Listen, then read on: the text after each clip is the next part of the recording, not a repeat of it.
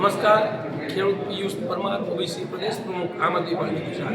આજે માળિયા હાટીના તાલુકાના 20 તાલુકા પંચાયત અને 5 જિલ્લા પંચાયતના ઉમેદવારો માટે આજે ઉમેદવારપત્ર ભર્યા છે. ત્યારે હું સમગ્ર માળિયા હાટીના સામાન્ય નાના લોકોને વિનંતી કરું છું કે અમે સામાન્ય અને નાના લોકોએ ઉમેદવારી કરીએ છીએ. સામાન્ય પાર્ટી આમ આદમી પાર્ટી નાના અને મધ્યમ લોકોની પાર્ટી છે. ભાજપ અને કોંગ્રેસ અત્યાર સુધીમાં પોતાના ઉમેદવાર પણ જાહેર નથી કરી શકી, ત્યારે આમ આદમી પાર્ટીએ પહેલું પગથિયું ચડી ગયા છે. આવનાર સમયમાં માળિયા હાટીના તાલુકાના દરેક સામાન્ય નાના અને ખેડૂત પર વિશ્વાસ છે કે નાના લોકોની પાર્ટી આમ આદમી પાર્ટીને સ્પષ્ટ બહુમતીથી જીતાવી તાલુકા પંચાયતમાં આમ આદમી પાર્ટીની બોડી બેસશે. જય હિન્દ, જય ભારત. જિલ્લા પંચાયતની સીટો 5 જિલ્લા પંચાયતની સીટો માટે પણ ઉમેદવારી પત્ર ભરી દીધા છે.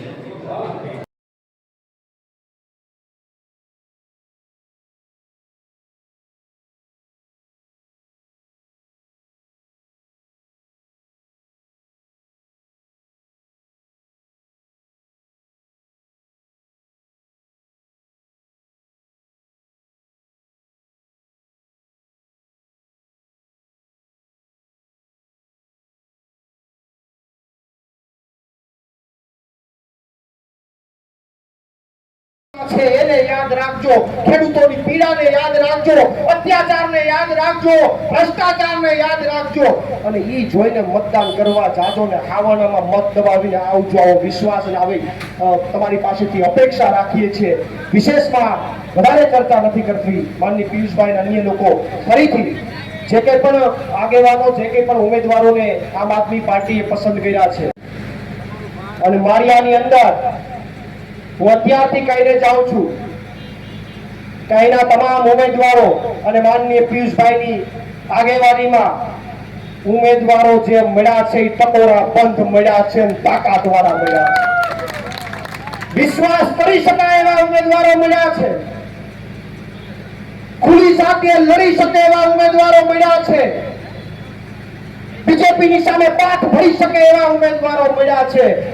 અમે તો ઉમેદવારો હારા પસંદ કરવાનું અમારું કામ કર્યું. હવે જનતાનું કામ છે ને આશીર્વાદ આપવાનું. ત્યારે આ તમારા દીકરા તરીકે હું માળિયાની જનતાને અપીલ કરું છું કે આશીર્વાદ આપજો અને આમ આદમી પાર્ટીના એક એક ઉમેદવારને જીતાડજો. ક્યાંક નાનું મોટું મન દુઃખ હોય ભૂલી જાજો.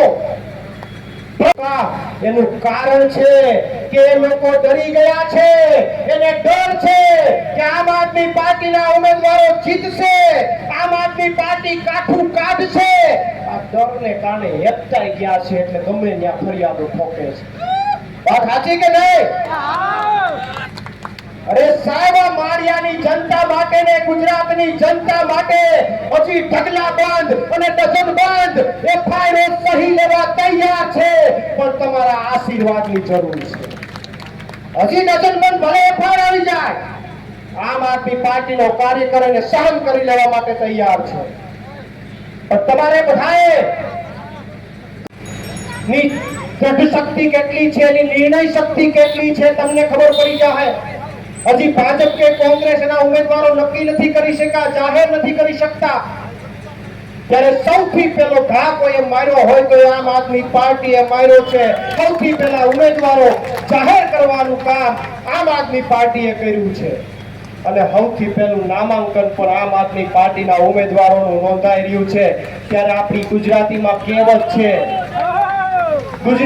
કહેવત છે કે પેલો ઘા પરમેશ્વરનો.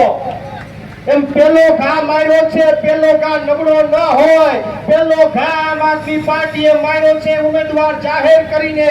પેલો ઘા નામાંકન પત્ર ભરીને આમ આદમી પાર્ટીએ જ્યારે માર્યો છે ત્યારે પેલો ઘા નબળો ન હોય હું માળિયાની જનતાને કહેવા માંગુ છું. અને બધાને આમ આદમી પાર્ટી એટલે કે હાવણામાં મત આપવા માટે અપીલ કરવી પડશે. માનનીય પિયુષભાઈના હાથ મજબૂત કરવા પડશે. અહીંયા ઉભેલા ઉમેદવારોને જીતાડવા પડશે, એમના હાથ મજબૂત કરવા પડશે. માનનીય સુદાનભાઈ, માનનીય ગોપાલભાઈ, માનનીય ચેતરભાઈ, માનનીય હેમંતભાઈ,